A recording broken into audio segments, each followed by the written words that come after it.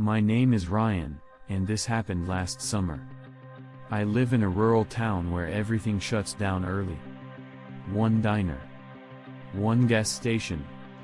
One quick check off the highway that stays open 24/7. If you're hungry after midnight, that's your only option. I keep a brutal sleep schedule. I code late. Real late.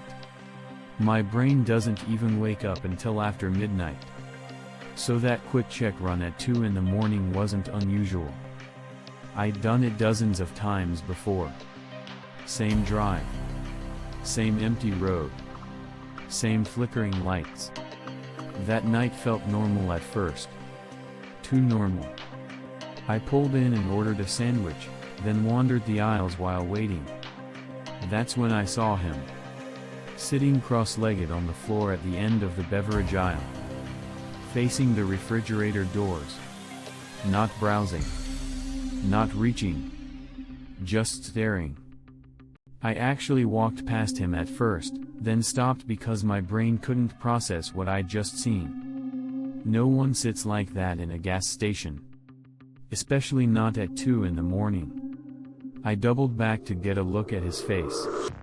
The second I turned the corner, he snapped his head toward me. Fast. Violent. Like a switch flipped. His eyes were wide. Too wide. His bottom lip was twitching like he was freezing, even though the store was warm. He was wearing a heavy brown coat and jeans, and his body looked twisted, like he was tense instead of relaxed. But the worst part was his stare.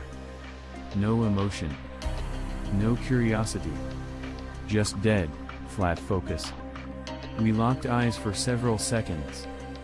I finally looked away and walked off, my heart pounding harder than it should have been.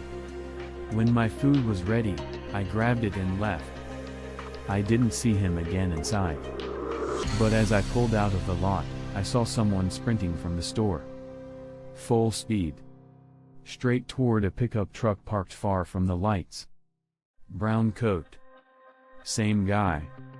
He peeled out right after me. At first I thought nothing of it. Rural highway. Late night. But then his headlights closed the distance fast. Way too fast. He started flashing his lights. Honking. Riding my bumper. I sped up. He stayed on me. That's when he rammed my car. Not hard enough to wreck me. Just enough to let me know he meant it. Pure fear took over. I swerved, slammed the brakes, and he shot past me, lost control, and spun off into a field. I didn't stop. I didn't look back. I still don't know why he targeted me. But I know one thing for sure. If I'd stayed in the store 30 seconds longer, I don't think I'd have made it home. 2. The woman on Route 82. This happened in 2022 when I was working overnight delivery routes through the Southwest. Long drives. Empty roads. Places where help doesn't come fast. It was around 1 a.m. on Route 82 near Lincoln National Forest. Pitch black. No traffic. No lights. That's when I saw her. A red hatchback on the shoulder. Hazards flashing. A woman standing beside it, holding her phone up like she was trying to get service. Every instinct told me to keep driving. But I didn't. I cracked my window. She rushed the door immediately, tried the handle, then asked for a ride. Her speech was slurred. Her story didn't make sense. She just kept saying, "Please. Just drive." Before I could decide, a man stepped out from behind her car. Then another figure appeared in the road ahead. Holding something long. A pipe. A bat. I couldn't tell. I floored it. The woman screamed and reached into her purse. I drew my gun and told her not to move. She froze instantly. Didn't say another word. Didn't even blink. When I dumped her at a gas station later, I found zip ties and a burner phone battery stuffed between my seats.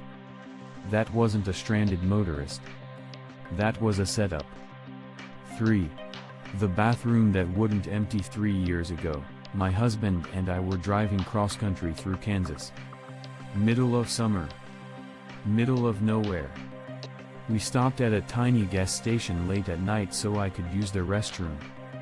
I didn't bring my phone. Worst mistake I've ever made. In the women's bathroom, I almost collided with an older woman coming out of a stall. Messy gray hair. Flip-flops. Thick winter coat in 80-degree heat. She stared at me. Didn't move. Didn't speak. She followed me to the sink area and just stood there. Waiting. I locked myself in a stall. Heard the door open and slam shut. Thought she'd left. Then I heard breathing. She faked leaving. Twice. The third time, I unlocked the stall and the bathroom was empty. Outside, she was waiting by the building. Crouched. Holding something metallic. I ran. I don't stop at roadside bathrooms anymore. Ever. 4. The white van that followed me home in 2020, I was hauling auto parts across Iowa. Long night. Freezing cold. I stopped at a rest area off I-80. One other vehicle there. A white cargo van. Lights off. Inside the restroom, I heard the door open. No footsteps. No voices. When I came back out, the van's headlights were on. They followed me when I left. Rode my bumper. Pulled alongside. Tried to get me to roll my window down. Tried to make me pull over. They followed me for 20 miles. When I finally pulled into a truck stop, a trucker confronted them. 2 men. Hooded. Silent. They left without a word. There were handprints on my tailgate. I quit that job soon after. If you made it this far, drop a like, subscribe, and share this with someone who shouldn't be driving alone tonight.